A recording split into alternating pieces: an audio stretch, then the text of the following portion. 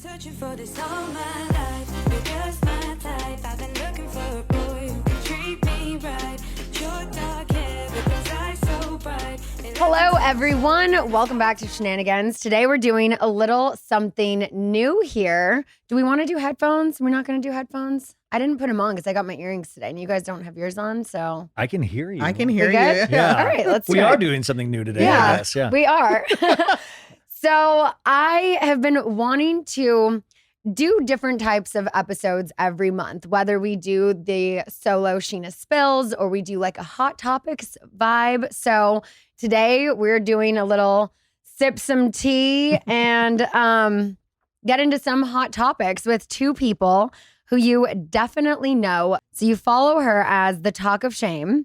And also SiriusXM's Reality Check, the host of the Pop Crime Podcast. I'm ready to kick it with Kiki Monique and the host of So Bad It's Good with Ryan Bailey, actor, comedian, podcaster. You guys are just fantastic. I could like keep listing off ways to introduce you, but how we doing? I mean, I feel my ego is pretty good. I feel, yeah, I know. Really, just to hear Scheana ever say my name is just such a, it tickles me so much just because I'm such a fan of yours in the show from the beginning. So even when I've come on here before, it's a, you know, it's really wild experience because I talk about you guys for a living and then getting to know you a little bit. I mean, it's just wild. I can't, in fact, I just hold my phone waiting for the Scheana text. I'm like, it finally came. I'm back on the show. I know. It was like when I watched Renaissance, it was like when I saw those people in the audience, I'm like, you're part of history because you're now in Beyonce's film. And like Scheana said our name, we are part of history. Well, we're part of the Scheana's Scheana's is happening right. Yeah. Which, by the way, I said the only way I'll do it, Scheana, is if you sign my Good as Gold vinyl that I bought at BravoCon. And she was like, "Of course." And I was like, "I'm in. Let's do this." But see, I forgot my gold Sharpie, and I can't sign it without the gold Sharpie.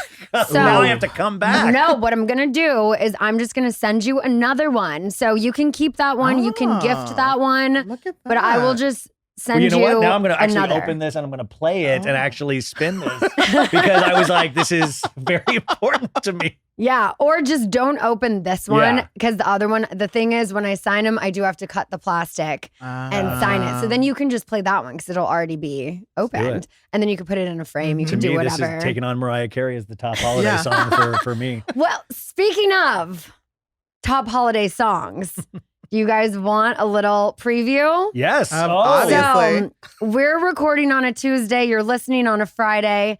I'm hoping by now the song is uploaded to Spotify, but Lala Kent and I have a new Christmas song called Christmas Sleigh. Oh my gosh. Countess Luann is shaking in her boots right now. So you have Like a Boss, which was the initial Scheana Lala. You had the Good as Gold Uber remix. And now you have Christmas Sleigh. Christmas Sleigh. You want to hear it? Yes. All right.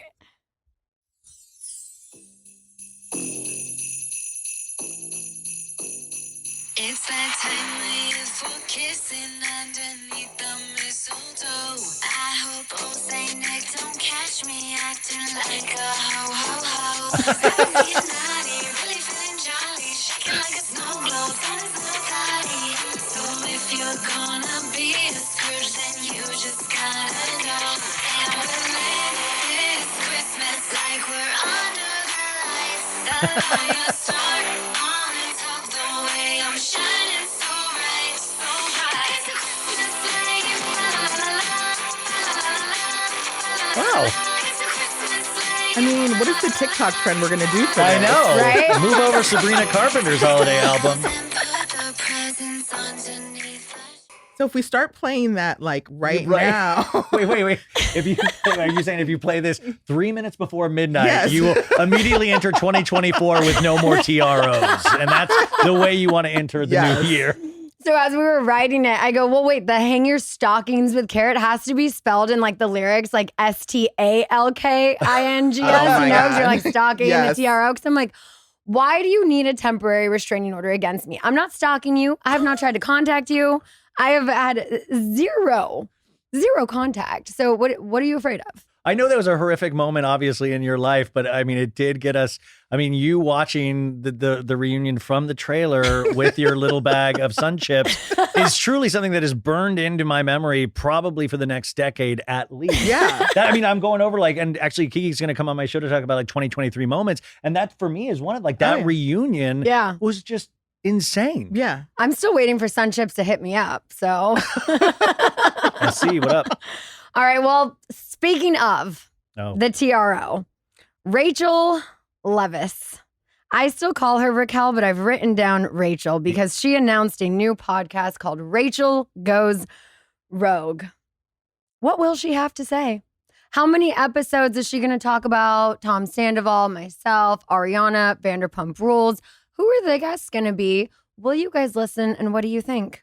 Well, of course we're going to listen because I think that's our duty is to listen so that other people don't have to. We take it on the chin. Right, and then just give us all the notes. Exactly. Perfect. Yeah. And look, I think there's a reason she's releasing in the same month that Vanderpump is premiering. It's a smart, and Bethany is executive producing. I'm sure she was behind it. So I don't know. I mean, I'm sure in that first month, it's going to be still more Vanderpump talk. I don't know where she goes from there. Well, this is what I think about it is that just because you have a voice and you're on a reality show doesn't mean you need a podcast. But in the year of our Lord 2023, everybody does that. Now, Rachel has a real opportunity, or the artist formerly known as Raquel, to actually, if she actually comes correct, if she puts work in, if she puts the time in, it's really going to matter what happens in those first 2 episodes. Because I even gave Sandoval's podcast a try for 2 episodes.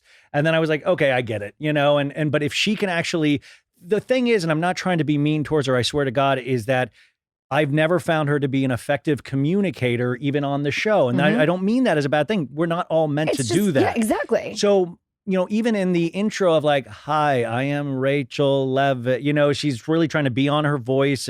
But also Bethany producing it, it's like Bethany's whole thing with Reality Reckoning was, how dare Bravo make money off this girl's tragedy? As it's she's making money now off you're her. going to make money off her tragedy.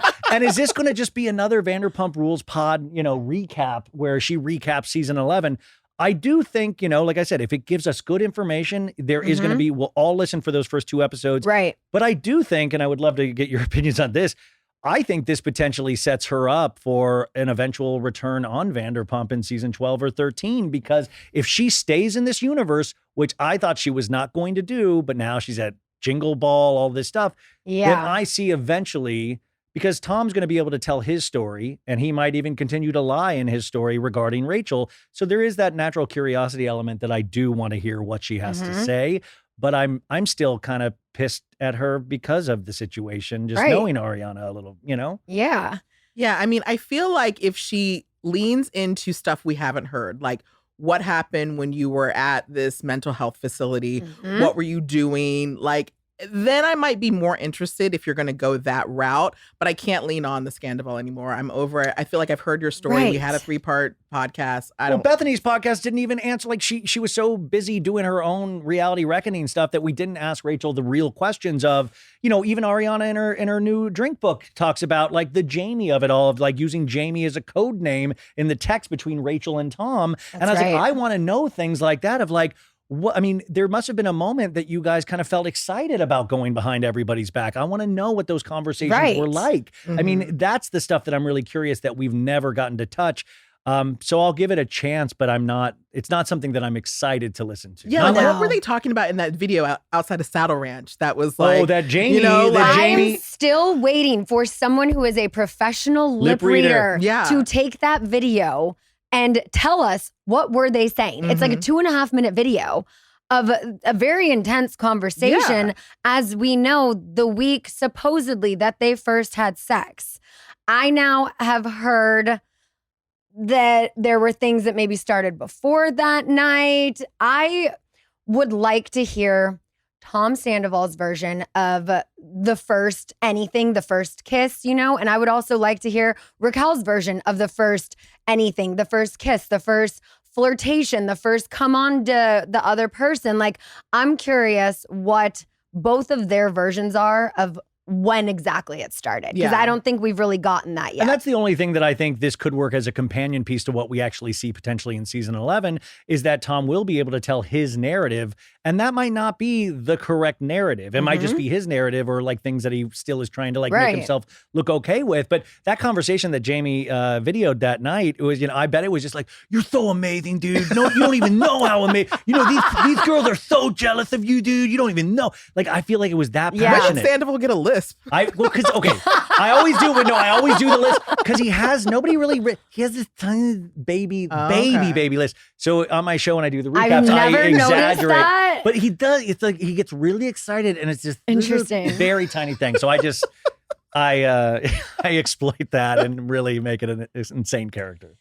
Yeah. So it'll be interesting because I'm like, you're right. The first couple episodes, of course, I'm sure the downloads are going to be through the roof. People are going to want to listen and hear what she has to say as they did, on Bethany's. But like, where does it go from there, Well, what I know. This is what this is all leading to, and I'm not even joking, is that eventually we will get the Scheana Rachel sit down. And I mean, listen, She was you say that. Wait, guys, no, think about like it in here at terms. Dear Media? I don't know, but think Because about I it in terms of certainly ain't pop going on culture. that show. But think about it in terms of pop culture. Like you say that now, but we do see people change over the course of a year. I don't mean going on there in a friendly environment. We're friends again, but in this environment of I do want my questions answered. I do like, and especially if you hear those first couple of episodes and you're like, this is way off base. Season 12. I mean, we've seen that kind of stuff happen before. And that's the thing that I think a lot of people still will be curious, because even when I watch this, I'm not just watching season 11 for the Ariana and Tom of it all. I'm wondering about you. I'm wondering how you soften on Sandoval. I'm wondering how you feel about Rachel now. And I think that's what's going to make season 11 really interesting. Yeah. And honestly, I think if she came back season 11 and had the tough conversations, we, for the most part, maybe not every single person, but most of us were willing to have those conversations. I don't think for where she was supposedly at in her mental health journey at the time, it was the right move to come back full time. Absolutely not. But I think having a productive conversation with myself, with Lala, Lisa, Sandoval, whoever, I think that people would have looked at her much differently. Whereas instead, she went into a facility, she came out, she did Bethany, she kind of went back into hiding, and then boom, I'm at iHeart twirling on the red carpet. Everyone look at me. Yeah.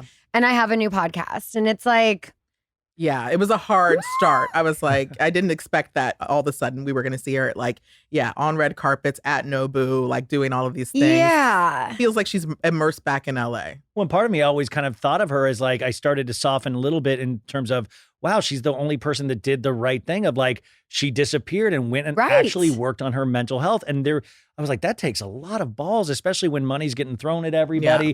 But Tom never left. He kept himself even more out there. Mhm. And I thought, wow, is he actually getting help for any of the things that he's caused in his own life? And that's why so it kind of confused me when Rachel then did this, because I was like, oh, you're going to it's almost risking your mental health in some ways to put yourself back in that environment. Right. I almost wonder, though, if she saw that Tom was getting rewarded for his bad behavior and she said, screw it, like, I don't need to work on myself anymore, so I'm just going to jump back in. Well, at some point, yeah. Right. That's the thing. It's like, is she just going to lean into also being a villain? I mean, this sweet Bambi-eyed girl who was manipulated by Tom, and now this new immersing of Rachel goes rogue. I'm just like, Yeah, what if she comes on with like a complete like, what's up? I'm Rachel, brothers and sisters. She has a real deep voice now, and she's like, I've changed a lot of my men. yeah, it will be interesting to see where this goes. And, we have a whole season ahead to air still, and hopefully a season 12. And you never know what could happen. This could be her way of coming back. Yeah, never know. I never say never. Yeah, No. I mean, I think in reality television especially, you never say never. Yeah. And it'll be really, really interesting to see where all this winds up. Yeah, very true. On that note, we're going to take a quick little break and we'll be right back. All right, if y'all are looking for a gift for a kid this holiday season, I want you to unwrap inspiration with super fun science, technology, and art projects for kids of all ages with KiwiCo. So they have 9 different subscription options. Like I said, kids of all ages, all subjects. I mean, there is something for every kid. And when you give KiwiCo, it's so much more than a box of toys. It is the gift of discovery through hands-on experiences that just gives kids the tools to learn about topics they love, from dinosaurs to rocket ships. I mean, every koala crate that we have gotten from KiwiCo, I have genuinely enjoyed doing with Summer. And I'm not the most artsy person. Brock definitely enjoys the arts and crafts more out of the two of us.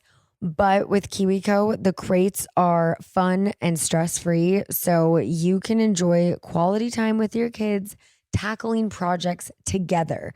They are tested and approved by kids, and no crate leaves without approval from their toughest critic. And yes, I'm talking about the kids. And I also just want to point out that there's no commitment. You can pause or cancel at any time. And I really want to emphasize this is for kids of all ages, from infants and preschoolers to teens and beyond. Literal activities for all ages that give your kid the tools to learn new skills, build new experiences, and make new connections for this big, big world that we are in. So this holiday season, discover hands-on fun with KiwiCo. Get your first month free on any crate line at kiwico.com/honey. That's your first month free at kiwico.com/honey. It's golf. It's not golf. It's Top Golf. And if you've never heard of Top Golf, clearly you haven't been listening to Scheananigans, but let me tell you, they've got a bunch of stuff that makes them golf. Clubs, balls, tees, turf, even a ball picker up cart thing. But they also have so many things that aren't just golf. They've got loud music. At the Top Golf in Vegas, I have seen a live band. They have unbeatable food and drinks. And let me tell you, it is a vibe day or night. I've been lunchtime, I've been happy hour time, I've been nighttime. I have shut that place down. And if you're also looking for a good time, you should try Top Golf on Tuesdays. So on Tuesdays, they do half price game play. Each week, a whole day dedicated to more play for less pay. So bring the whole crew, come play around. If you don't think you're a golfer, no worries, doesn't matter, because everyone can play at Top Golf. Even if you've never swung a club before. And trust me, Brittany had no idea what she was doing when we went, and she actually beat all of us. And I'm like, wait, I've been to Top Golf multiple times. How are you beating me? But that's the thing.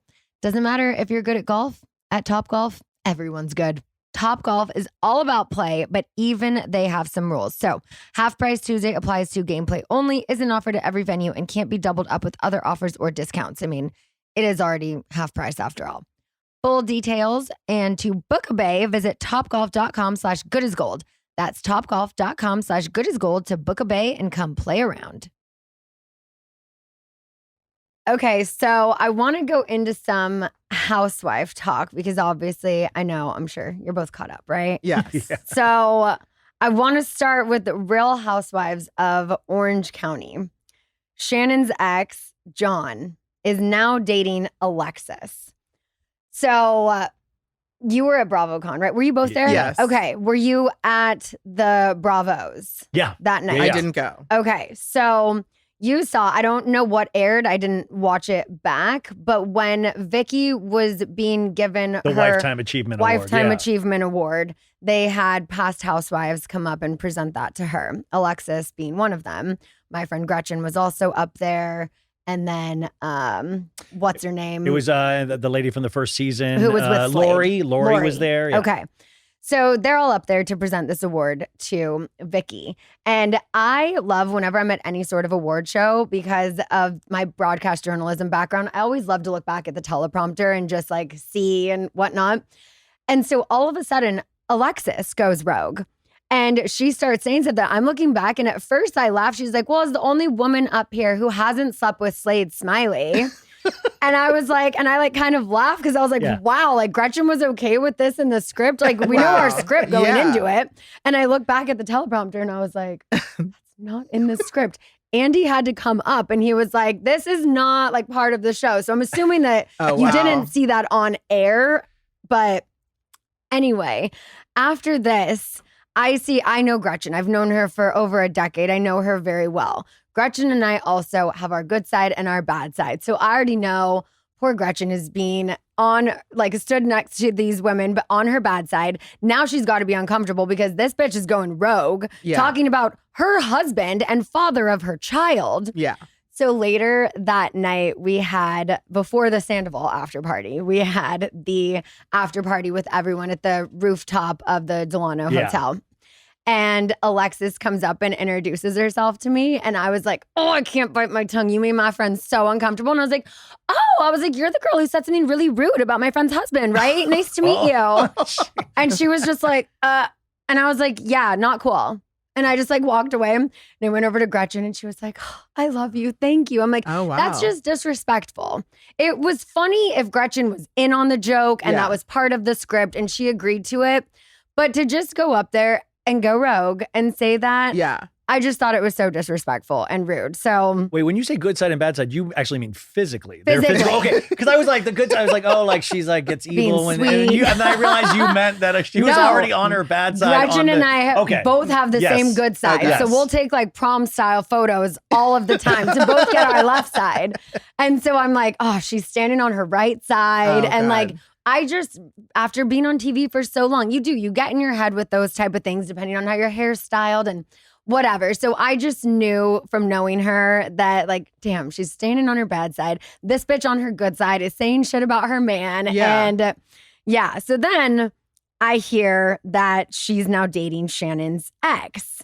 So per @bitchofbravo on Instagram, I guess John recently voted yes on their poll. And the poll was, Alexis delivers the final death blow to Shannon as she signs contracts for next season, driving the last nail in spiraling alcoholic's coffin. Is Bravo pushing Shannon over the edge? And he voted yes. Okay, I'm going to look in this camera right here. John Jansen, I want you to see this. Your behavior is disgusting. Shannon has gone through an incredibly tough year. And Alexis, I know you're just trying to get back on the show. I get it. I get what you're doing, but it is so gross and you need to stop it.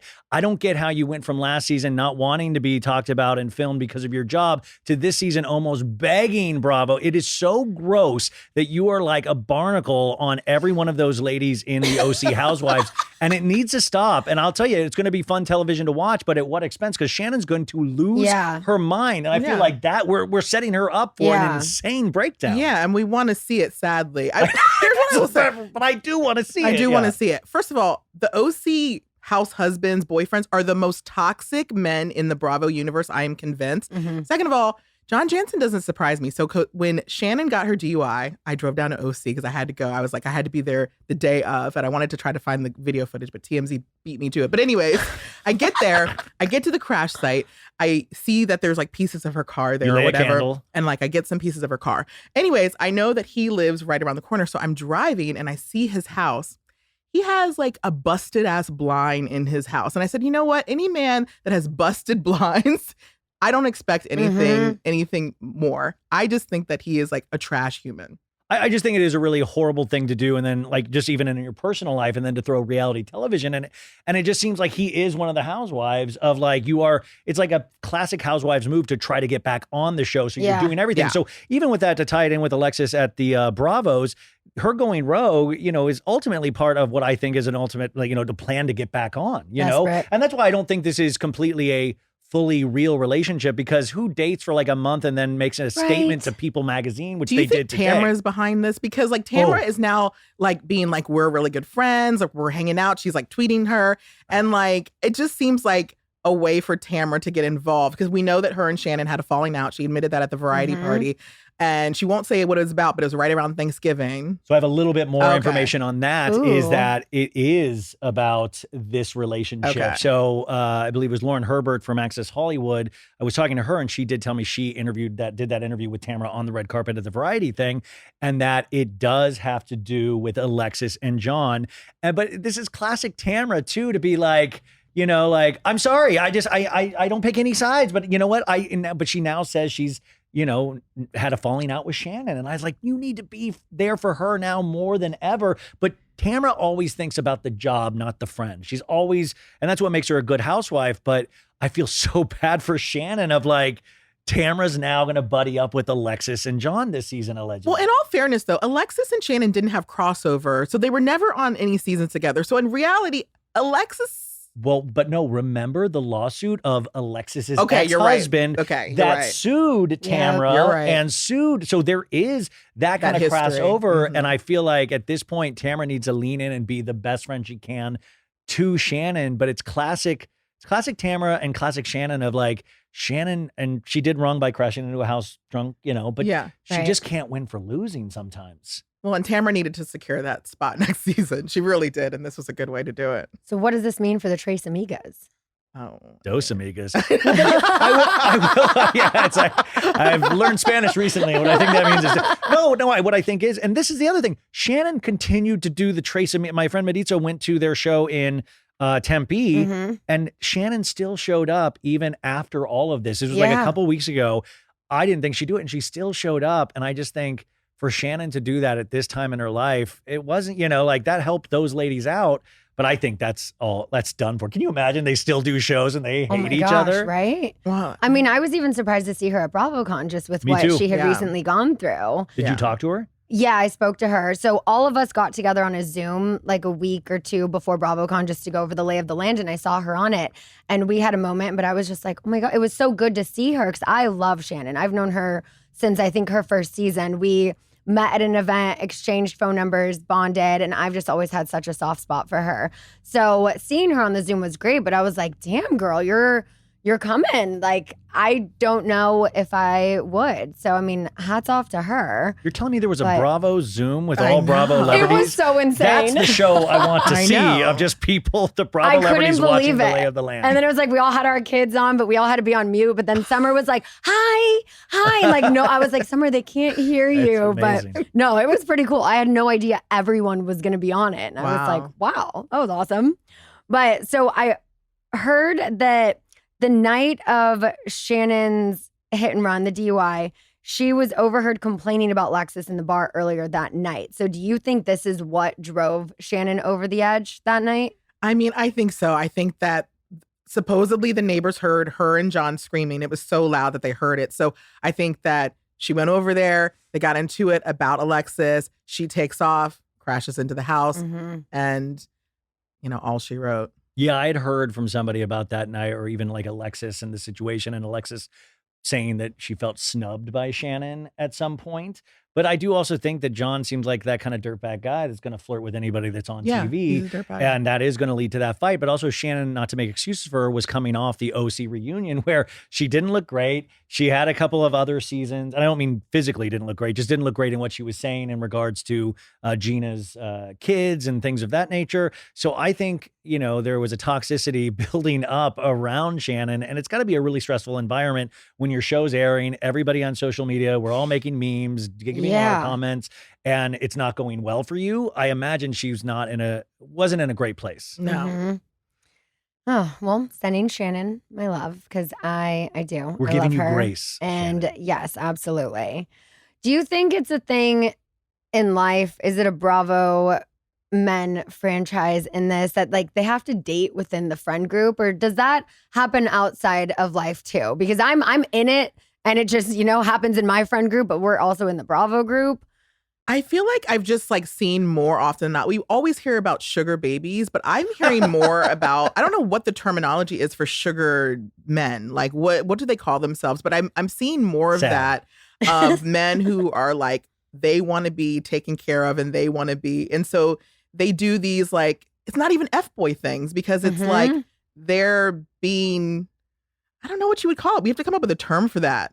I think there's an interesting thing when you get a little bit of a TV following is that, a lot of these people, they just didn't, it wasn't even in their purview, an expectation in their life. So when they start getting that, when they start getting somebody coming up to them and multiple people coming up to them, I think there's an allure to that they don't even realize. And I think, sometimes I think women get unfairly blamed of them chasing the spotlight when in a sense, men didn't even realize they wanted the spotlight, and then they get a taste of it. And it's really alluring and powerful. And I see it all the time even at BravoCon, you see it nonstop. These guys, the Bravo guys are like on cloud nine. They can't even imagine. Like I saw some of the Southern Charm guys, like JT for the first time. He was like, I was a king there. I was a king. Oh yeah, I met him. Are you saying that there are John Jansen stans out there? I refuse to believe it. I hate to say I used to be a John Jansen stan. In fact, the BravoCon last year, I saw him first at the Gansvort. And I was like, John Jansen. No, I was because I covered the show. So I was so excited. And Shannon, but I used to joke about him all the time. So I got so tickled to see him. But I think anybody on Bravo or anybody on television, you're going to have somebody that's like, that person's on television. Even Tom Sandoval, for all like people saying they didn't like him and all that, they still want a picture with him. They still want that moment of somebody that's on TV. That's so exciting for people that we live these kind of not average existences, but I live a normal life for the most part. It's really exciting to be around somebody that's on TV. And I mean, honestly, I had one photo op next to Tom and Tom, and then it was like Jax, Brittany, and Kristen, and I think Lala and Katie maybe on another side. But I mean, everyone who came up to see the Toms, they were so excited for both of them and hugging both of them. And I've seen videos from his shows recently, and he's still selling out shows, and people aren't there booing. They're there screaming for him and excited. And just even at Life is Beautiful, when the moments that we were kind of walking in the same area, and I would just see the girls flock to him still. And I'm like, it's wild, so true. Like, but yeah, I had to take back everything I said about Craig in the past, because when we saw him in real life at Variety Party, I was like, oh my God, like I'm in love. He's so, I mean, yeah, we were at this Variety Party, and Kiki was like, let's go up and talk to Craig. And I was like, well, I think he blocked me at some point for a meme. But I will say, one of the most attractive men in person. I mean, he's attractive on TV too, but so attractive in person. And how smiley and nice he was. And I love him. I mean, with Paige, I was like, this is an attractive couple. Like in person, I was blown away. Yeah, no, so. Craig, please unblock me if you're listening to Scheananigans today. I'll tell him. Please. Thank you. Yeah. I will say, I've literally never watched Southern Charm, because when I met Craig and Shep, like the first season, they told me, do not watch the show or you won't like us. Like, you'll see a different side of us. And I just thought they were so charismatic and charming and just so funny and fun in person. I had a great time with them. I did Watch What Happens Live with Shep before, and just hanging out with them, they're like, please don't watch our show. You will see a different side. And so I don't watch the show. Well, Craig actually comes off great now on the show. Does he? See, now I feel like I want to go back and watch it, because now it's been so long. He got beat up a lot. Yeah. Well, by the boys. Shep is like encased in carbonite. He has not changed at all. Have you made out with anybody from Southern Charm? Shep. Whoa! She got shepped. I got shepped. He's like, don't watch the show because you're on it. Well, now. Exactly. And so I never watched it. And then I remember last year at BravoCon, we were all in the same car, and Shep was saying something about the show, and I was like, I haven't seen it. He's like, what do you mean you don't watch my show? I was like, you told me not to watch your show. I was just following instructions. Oh, it's amazing. But I do know, speaking of, there's some drama going on the show. So fill me in, and then I want your input, because I'm sure most of the people listening to Scheananigans do watch. So I had Olivia on before this season started airing, but after it was already filmed.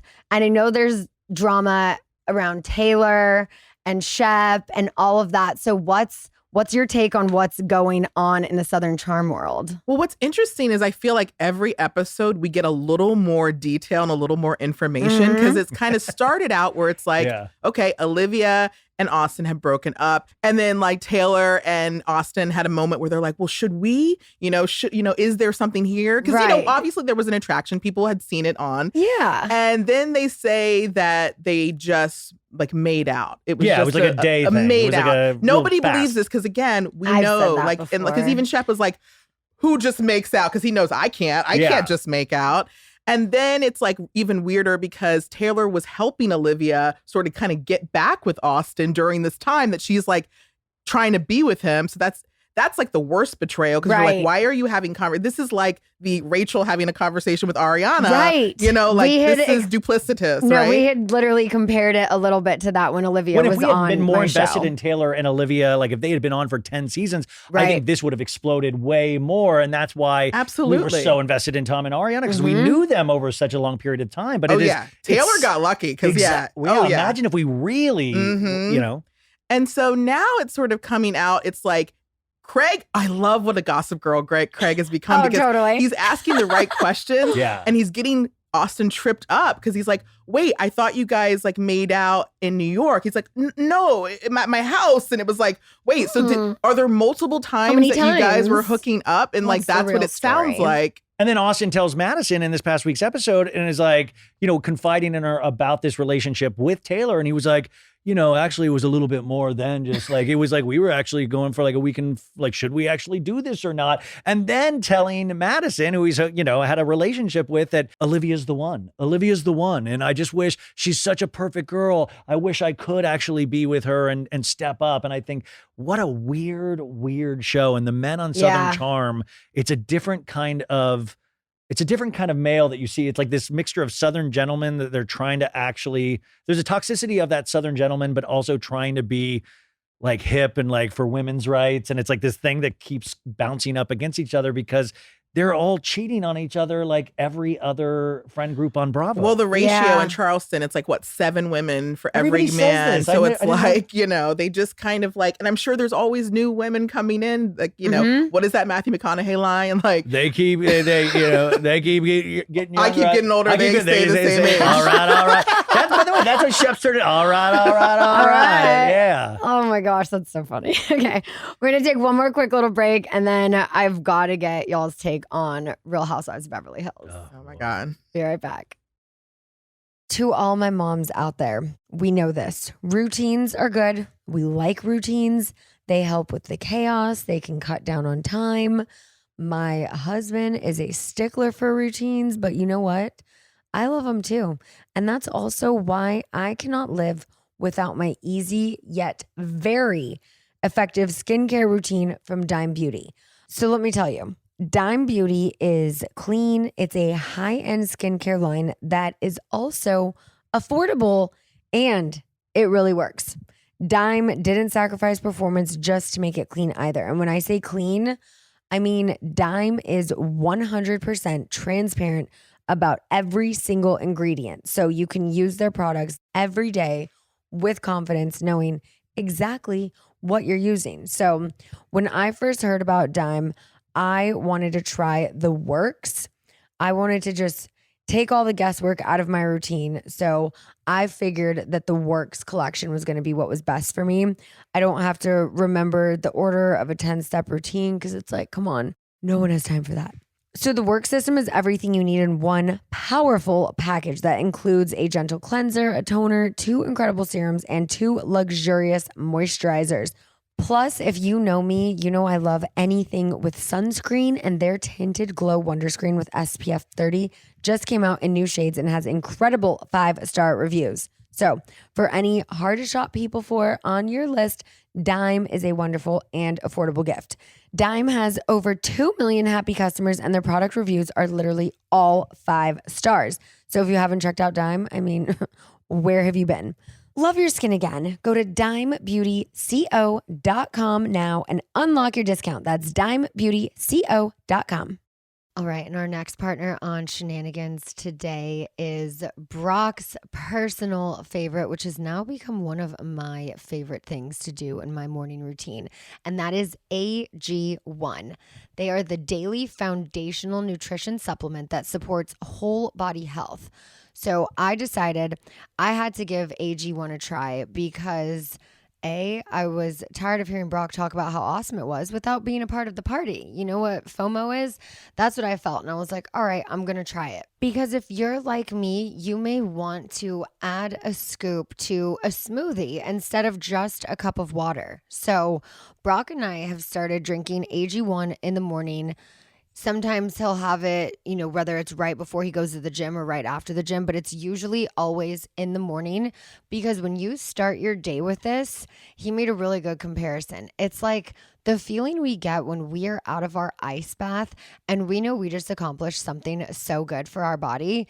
That's how we both feel after we drink AG1.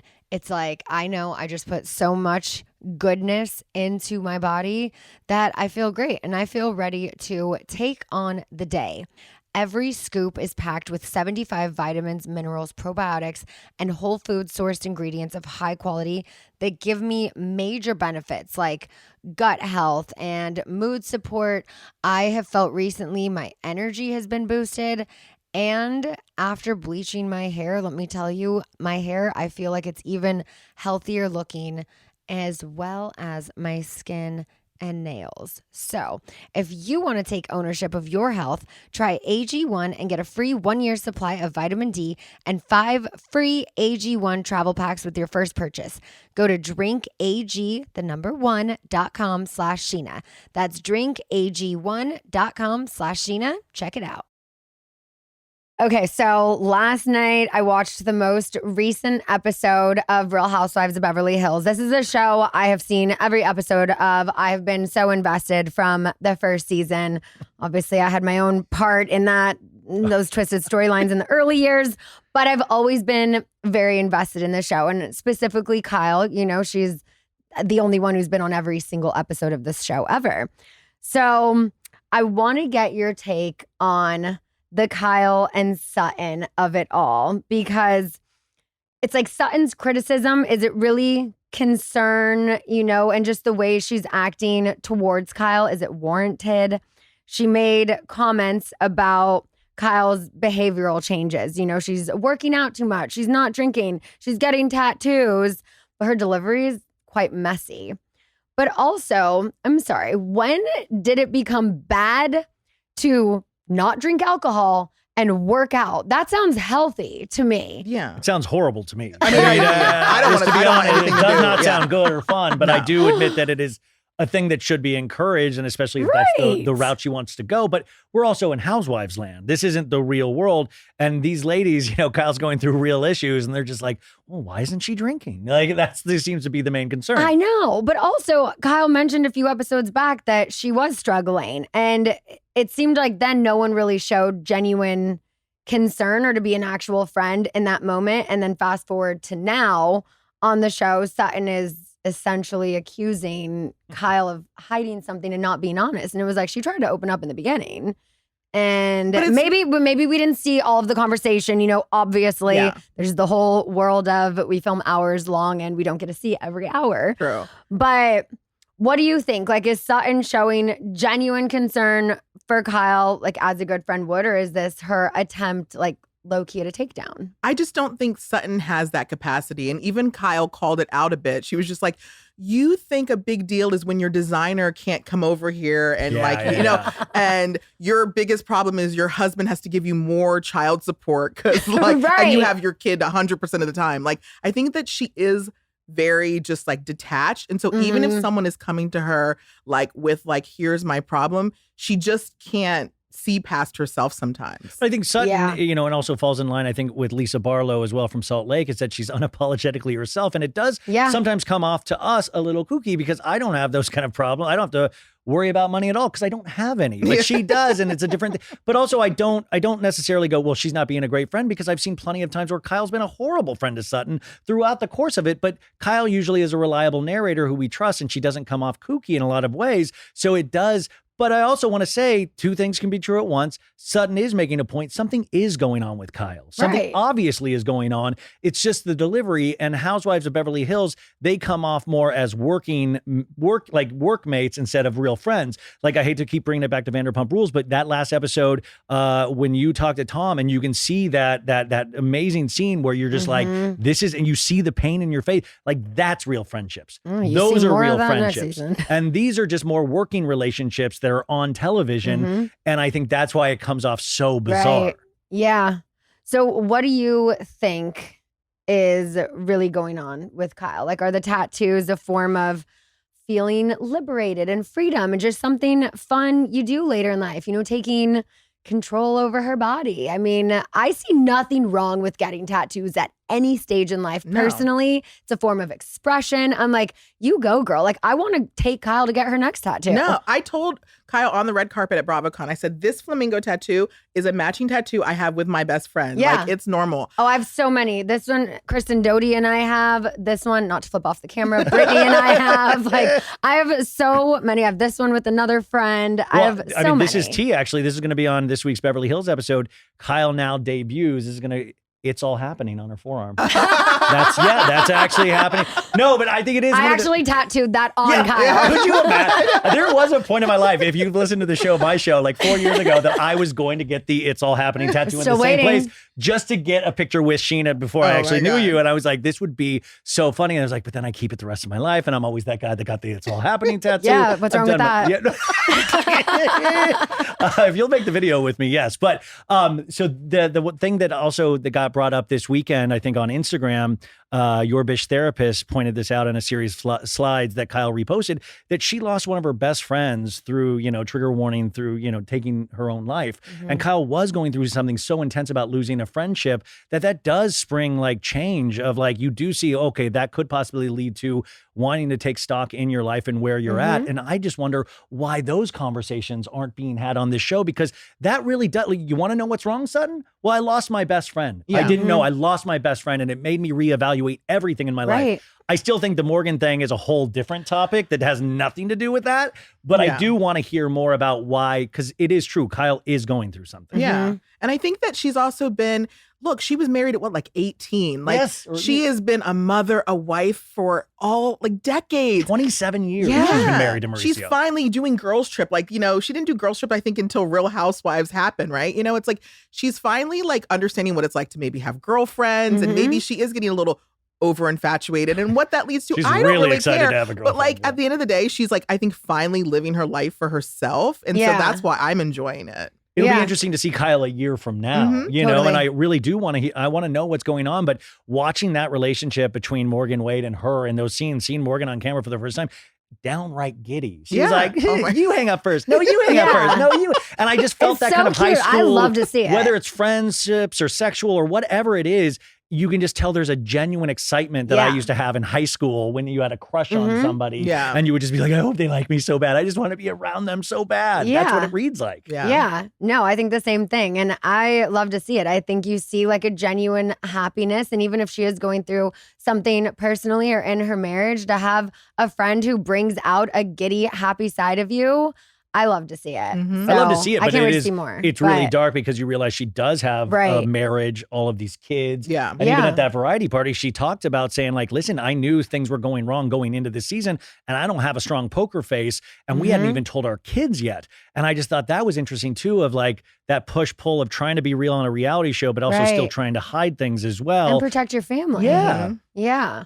What are your thoughts on flashing back to the psychic of like season 1 or 2? How crazy. I mean, it is, but it's like, I hate to give her that much clout anymore, because it feels almost just like picking at Kyle at this point. Because look, at the end of the day, she did have a very long lasting marriage. It wasn't like, and like, let's celebrate that, even if every marriage isn't meant to last forever, 27 years. Yeah. People That's incredible. grow. Like in Los Angeles? Yeah, exactly. I believe, I don't know if I believe in monogamy, because I believe that like, if you're constantly growing, like it's impossible. I think the people that stay together that long probably are the same person their whole life. And I think that some people are like, I don't want to be the same person my whole life. And that might mean I shed you. I mean, look, Cardi B, it looks like her and Offset might be over. And like, that's a relationship that, I saw, but she even went on a live and was just like, I know what I want for myself in 2024. And I just feel like Kyle is kind of the same way. Look, she's talking about like, she wants to live in the mountains and become a cowgirl, it seems. So it's like, I think that's Morgan's and dream, Mauricio, I think, likes being in Beverly Hills and doing the Beverly Hills thing. Yeah, and by the way, people do grow apart. I mean, I've gone through divorce, and I can't even imagine what it would be like if you had an hour-long video of people going, yeah, their relationship sucks, they'll never make it. If I had to watch that on a loop year in, year out, it would really bum me out, because when you're in that relationship, you're not thinking this is someday going to be over. You're thinking of, this is my wife or partner or husband or whatever, and this is going to work. So it's got to be wild. But at this point, when you're in the Bravo atmosphere, it just, you get this all the time. You get editor trolls all the time. Like, it just must be wild to have that hit over the head every episode. But Kyle's got to be pretty strong at this point in terms of just what Bravo does. Yeah. And I feel like every time I've ran into Kyle so much recently, which I love it because I don't usually see any of the housewives this much back to back, but I saw her at Kathy's party this past week. I saw her at BravoCon right before that. I ran into her at the interview space. And I just, again, sending Shannon and Kyle so much love, whatever they're going through. I love them.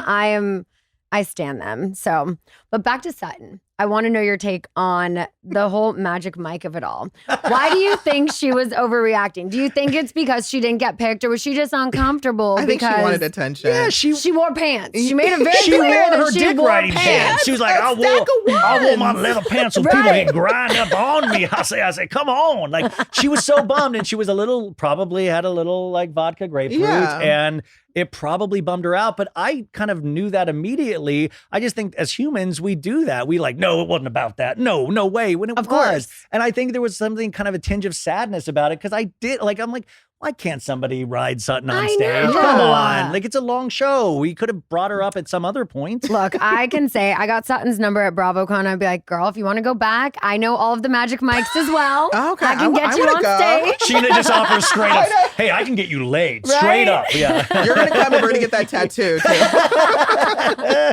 The amount of times I've been on the Magic Mike stage, I do have some connections. Okay. So, Gosh.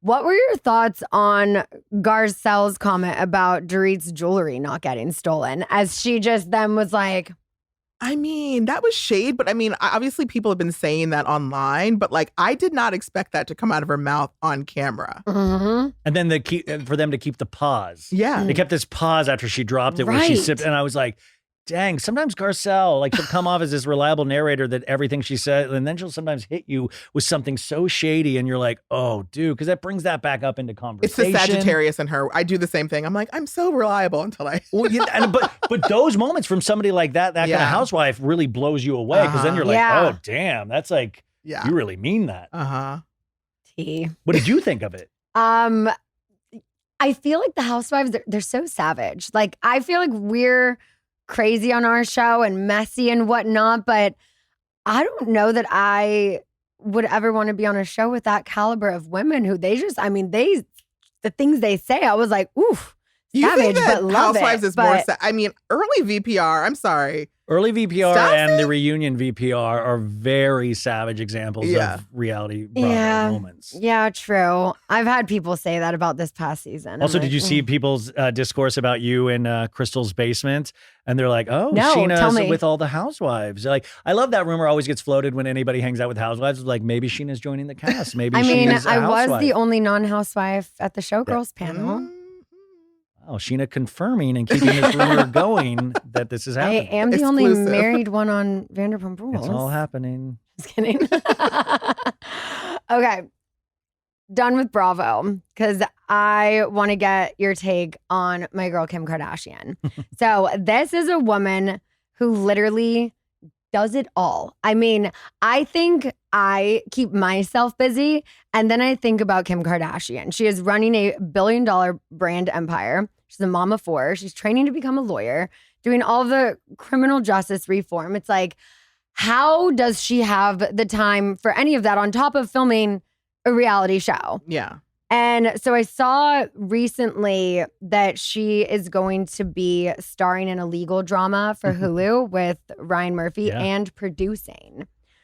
So I know there was the American Horror Story that she did, which is on my list of things to watch. I just don't have the times. Yeah. I'm like, how does she do it? But what do you think about all of this? And just with, you know, how many studios have cut programming and done layoffs this past year, is greenlighting a series like this taking opportunities away from career actors and creators? Like, what do you think? I get like annoyed when like really famous people take over too many spaces. Like, I remember when I used to do voiceover work, and it was like They just started picking like actors that maybe didn't have great voices, but it was a recognizable one. And it's like annoying because it's like that maybe didn't fit it, but you were like, oh, I'd rather spend the budget there. And I feel like that's what happens with shows. It's like, oh, well, this person has a big following. Even if they're not the right fit, we're going to give it to them. Well, that's it exactly, because, they know they're going to get the BTS post on an Instagram from Kim about the project. It's going to be passed around. Like I passed around somebody's Instagram post in my stories. We all talk about it, all of this stuff. So bam, this project's got legs now. It's got, already automatic publicity. I mean, we can even relate it to podcasting and how we started this show with Rachel of like, okay, so does Rachel really want a podcast, or is she told this is part of a way to make money and stuff? And it's like, I want people that actually want to be here. Right. I mean, you've been doing Scheananigans how many years now? Like way Almost before the 6. podcasting boom. And I think that's the frustrating thing, even for us who all have shows, is that like, of course you have name recognition, you're getting it out there, but do you really want to be doing this? And do you have the wherewithal to stay? Now, Kim has proven to be an insanely hard worker. I mean, she puts everything into it, but I do sometimes worry. She just announced a Netflix movie the other day too with 2 SNL writers, I believe. That she's produced, the fifth wheel. Yeah. And it's like, it really is, but she's one of those people that knew what it's like to not be as famous as she wanted to be one day. So now that she's here, she is going to give every single thing. And it also helps to be a multi-billionaire where you can pay people to do all of the little stuff, or even just in Beyonce Renaissance, how she tours around with a chiropractor, a massage person, this or that. And I'm not comparing Beyonce and Kim. I want to make sure that's clear. But Kim can do it all, and she's going to take every opportunity while it's here. But she's dominating I don't even know what you call it's just domination right now. Yeah. Would you consider the Kardashians talented? Because I feel like this is a debate that it's like, oh, well, they don't sing or they don't act, they don't this. And it's like, I feel like Kim is proving everyone wrong, but I feel like talent comes in so many different forms. I think they're extremely talented and smart businesswomen. And I do think that Ryan Murphy isn't going to just put someone on a show who's a terrible actor. Like, you have to have some sort of talent. But would you consider that family talented? I just don't even know if I know what the definition of talent is anymore, because it doesn't mean anything. Like, could you be really good at like creating a content where you can hook someone in the first 5 seconds? I think that's a talent, because like to get someone to watch a video in the first 5 seconds, but someone would be like, that's not a talent. I think we used to have a definition of talent. And actually, after seeing the Beyonce Renaissance movie, I'm like, well, this is talent. This is because there's a voice. There's this, and this is what we used to consider old school talent. But now, like you said, talent can be considered anything. It can be considered TikTok videos and all of this stuff. So we don't even have a history of that kind of talent yet, which we do in singing, acting, all of these other kind of art forms, even podcasting. We don't have it long enough that we're like, oh, this is extremely a talent. So they're talented at a lot of I think one of their main talents is being able to stay in this so long and increasing in revenue, increasing in eyeballs. I mean, everything.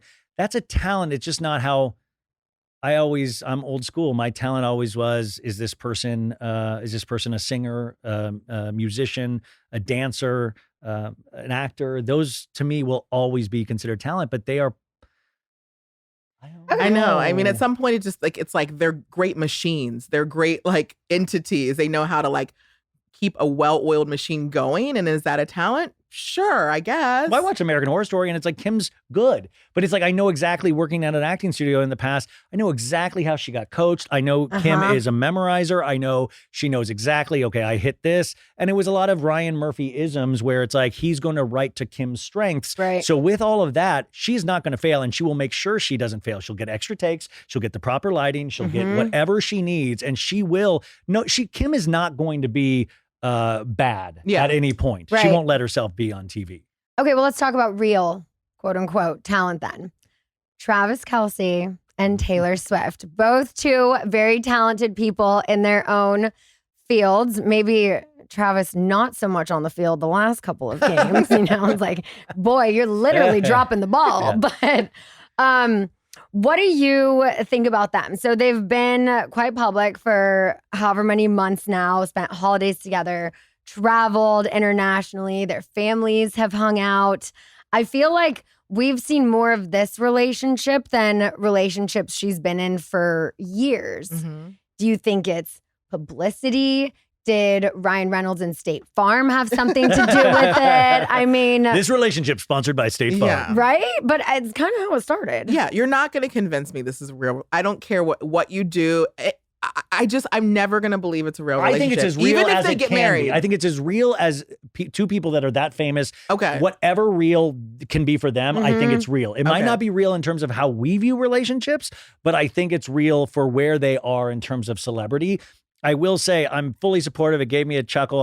But now I'm getting to the point where, speaking of talented, I think it kind of takes away from the conversation about her artistry. And unfortunately, I know you're a huge football fan. I just don't really pay attention to sports that much.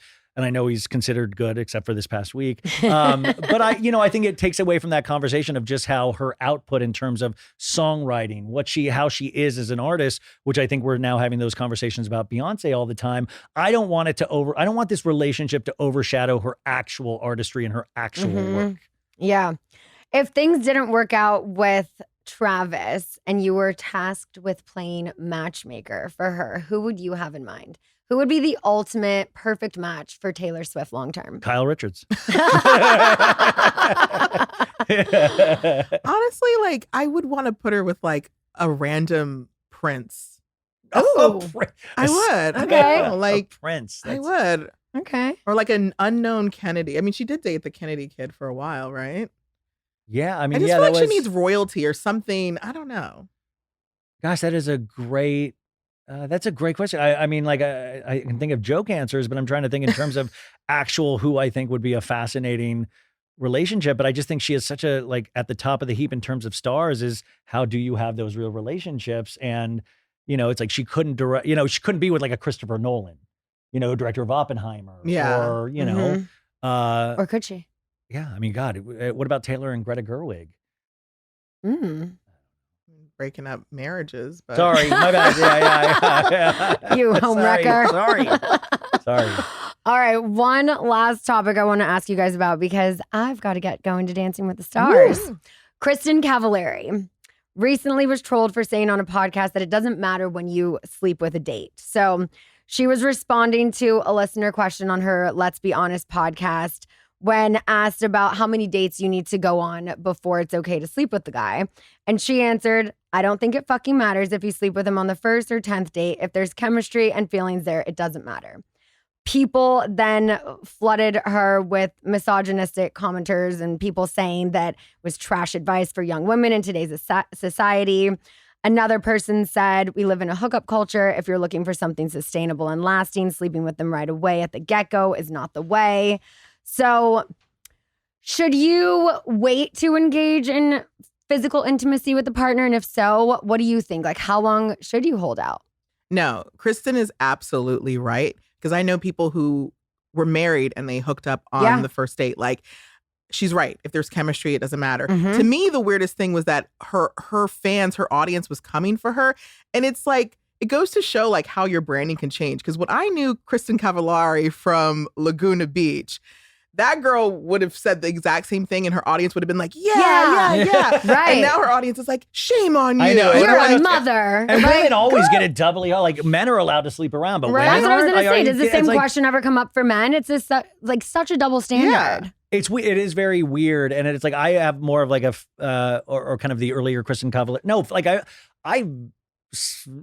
was like, I've slept with not many people. Like I don't think that's shocking to anybody. And like I was in a long marriage and a long relationship, and so I was going from these things, and I kind of missed out on like casual hookups and dating and things like that to the point where I can't even read signals. Like I don't even know how any of that works. So when I had to get on like Hinge for the first time, that was like the fear of God. And then you would even read people who were like, oh yeah, hook up with them on the first night. And then I was like, is that what you're supposed to do? And I was like so scared. I was like, I don't even know how to make moves. And how do you do this? And how do you do that? But it is interesting just from a pop culture observation of how women get treated in this space is that we all laugh about the Southern Charm dudes, even though we know, like, no offense, Shep's hit list is probably like a mile and a half long. Can't even but imagine. women, like, we then look down on them so much. And it's like, wait, why is there even a different conversation in this at all? Like, it makes no sense to me. It doesn't, because I'm sure I could give Shep's hit list a run for its money, and then I would be looked at as See, the and then- crazy and then one. we I would- just want to we say would I was come on down the on you makeout more. hit list, not the sleeping hit list. Just Okay. going to put that So out there. clarify. Okay. No, but we would come down on you more and go, what's her problem? Exactly. What's up with her? You know? Yeah. Well, you know what, Kristen? Get yours. Kyle, Shannon, everyone, sending you love, wishing you the best. And if you guys enjoyed listening to this form of Scheananigans, doing some hot topics, you want to hear more, let me know, because I would love to have both of you back. I feel like we could easily talk for another hour. This was so fun. Please tell everyone where they can find you. Well, they can find me on TikTok or Instagram at The Talk of Shame. And I'm at So Bad It's Good with Ryan Bailey on Instagram, and the podcast So Bad It's Good with Ryan Bailey. Check it out. We're both on Betches Media now. We're really excited. So come check out our shows. There's plenty to choose from and see if you like it or not. Yeah. Thanks for listening and watching, guys. Bye.